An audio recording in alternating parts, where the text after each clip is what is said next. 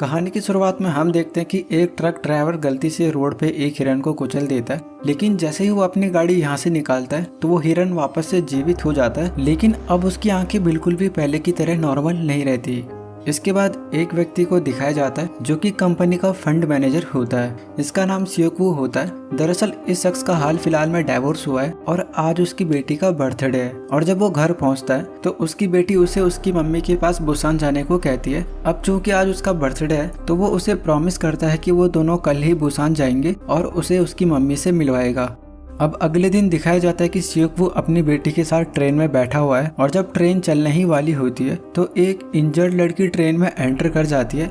इस लड़की को देख के लगता है कि ये बिल्कुल भी नॉर्मल नहीं है और कुछ ही चंद पल के बाद वो लड़की जॉम्बी में बदल जाती है और जॉम्बी बनते ही वो लड़की ट्रेन की एक अटेंडेंट को काट देती है, जिसके बाद अटेंडेंट भी जॉम्बी में बदल जाती है। ऐसे ऐसे करके इस डिब्बे में जितने भी लोग होते हैं जॉम्बीज में बदल जाते हैं। लेकिन सियोकवू अपनी बेटी सुएन को लेकर इस डिब्बे से बाहर निकलने में कामयाब होता है।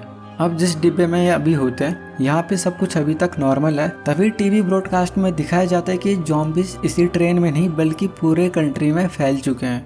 अब ट्रेन कंडक्टर अगले ही स्टेशन पर ट्रेन को रोक देता है ताकि जो भी अभी नॉन इन्फेक्टेड हैं वो पास के सिटी में जाके बच सकते हैं। और जब सारे नॉन इन्फेक्टेड लोग उस स्टेशन पे उतरते हैं तो पाते हैं कि वहाँ पे पहले से ही बहुत सारे जॉम्बीज हैं। तो ये जल्दी से वापस ट्रेन की तरफ दौड़कर हड़बड़ाहट में अलग अलग डिब्बों में बैठ जाते हैं। अब ट्रेन कंडक्टर ट्रेन को बुसान ले जाने की सोचता है क्योंकि डाटा और इन्फॉर्मेशन के आधार पर उसे पता चलता है कि बुसान ही वो शहर है जहाँ पे अभी इन जॉम्बीज का आतंक नहीं है, क्योंकि वहाँ पे आर्मी तैनात हुई होती है। अब जब ये ट्रेन में होते हैं तो इन्हें एक कपल मिलता है और ये लड़की प्रेग्नेंट होती है।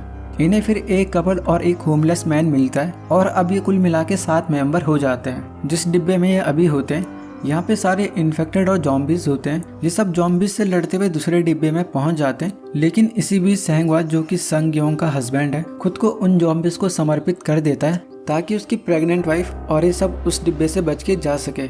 लेकिन दूसरे डिब्बे में इस मूवी का विलेन योन सुक होता है। वो इन्हें इन्फेक्टेड बता के इस डिब्बे में मौजूद लोगों से इन्हें बाहर निकालने के लिए बोलता है और इस डिब्बे में मौजूद लोग भी इसके बहकावे में आ जाते हैं। जिसके बाद इन 6 के 6 मेंबर्स को ना चाहते हुए दूसरे डिब्बे में शिफ्ट होना पड़ता है। वहीं अब इस डिब्बे में एक बूढ़ी महिला को दिखाया जाता है जो कि बहुत सैड होती है और वो दूसरे डिब्बे में अपनी बहन को देख रही होती है क्योंकि उसकी बहन भी अब एक जॉम्बी में बदल चुकी है। वो बूढ़ी महिला भावनाओं में बह के डोर को ऑन कर देती है, जिसके बाद इस डिब्बे में भी जॉम्बीज टूट पड़ते हैं और सबको इन्फेक्टेड कर देते हैं। लेकिन जॉम्बीज के अटैक में मूवी का विलेन अपनी जान बचाने के लिए एक निर्दोष शख्स को उन जॉम्बीज के बीच धकेल देता है ताकि जब तक जॉम्बीज उसे मारे तो वो दूसरे बॉक्स में चले जाए। आगे ट्रेन कंडक्टर देखता है कि ट्रेन की पटरी ब्लॉक हुई पड़ी है तो वो अब सब नॉन इन्फेक्टेड पैसेंजर्स को अनाउंसमेंट देता है कि यहाँ से वो दूसरी ट्रेन से जाएंगे। जिसके बाद ये सब बाहर निकल अब उस दूसरी ट्रेन को ढूंढने के प्रयास में सब अलग अलग हो जाते हैं, क्योंकि यहाँ पे बहुत ट्रेन्स होती है और लगभग सभी ट्रेन्स में जॉम्बीज होते हैं।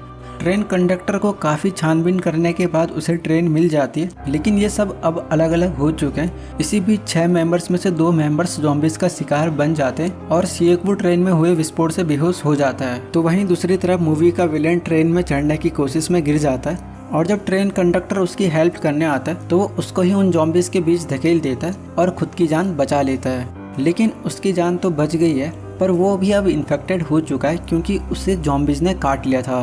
अब दिखाया जाता है कि सियोकवू और ये तीनों जॉम्बीज के बीच फंस चुके हैं। सियोकवू ट्रेन की दूसरी तरफ निकल जाता है और जब तक वो उन तीनों को भी ट्रेन की दूसरी तरफ निकाले तब तक सारे जॉम्बीज ट्रेन के विंडो ग्लास को तोड़कर बाहर आ जाते हैं। लेकिन इनके साथ जो होमलेस आदमी होता है वो अपनी जान देकर इन दोनों को बचा लेता है। अब ये तीनों बुसान की ट्रेन को पकड़ने के लिए भागते हैं। यहाँ पे हजारों की संख्या में जॉम्बीज इनके पीछे पड़ जाते हैं, लेकिन ये उन सब से बचकर फाइनली ट्रेन को पकड़ लेते हैं। और जब सियोकवू ट्रेन का डोर ऑन करता है तो योन सुक पहले से ही अंदर होता है और वो इन्फेक्टेड भी होता है क्योंकि उसे एक जॉम्बी ने काट लिया था। वो प्रेग्नेंट वुमेन संगयोंग और सुएन पर अटैक करने की कोशिश करता है, लेकिन इससे पहले वो इन्हें काटे सियोकवू उसको उसके मुंह से पकड़ लेता है और फिर उसे ट्रेन से नीचे फेंक देता है। लेकिन अब वो खुद इन्फेक्टेड हो चुका है क्योंकि उस जॉम्बी ने उसके हाथ पे काट लिया था। वो जल्दी से संगयोंग और अपनी बेटी को ट्रेन के केबिन बॉक्स में बिठाता है और अपनी बेटी से अंतिम विदाई लेता है क्योंकि उसे पता है कि वो इन्फेक्टेड हो चुका है और कुछ ही देर में वो जॉम्बी बन सकता है और खुद की बेटी के लिए खतरा हो सकता है। हालांकि उसकी बेटी उसे बिल्कुल भी खोना नहीं चाहती क्योंकि वो उससे बहुत प्यार करती है, लेकिन सियोकवू को अब जाना ही होगा। ये इस मूवी का बहुत ही इमोशनल सीन होता है और इसके बाद सियोक वू ट्रेन के डोर को लॉक कर देता है। अब सियोक वू को वो पल याद आते हैं जब उसकी बेटी छोटी थी और उसने उसे अपने हाथों में पकड़ा हुआ है। उन पलों को याद करके उसके चेहरे पे पहली बार हम स्माइल को देखते हैं और फिर वो उन पलों को याद करते करते ट्रेन से कूद जाता है।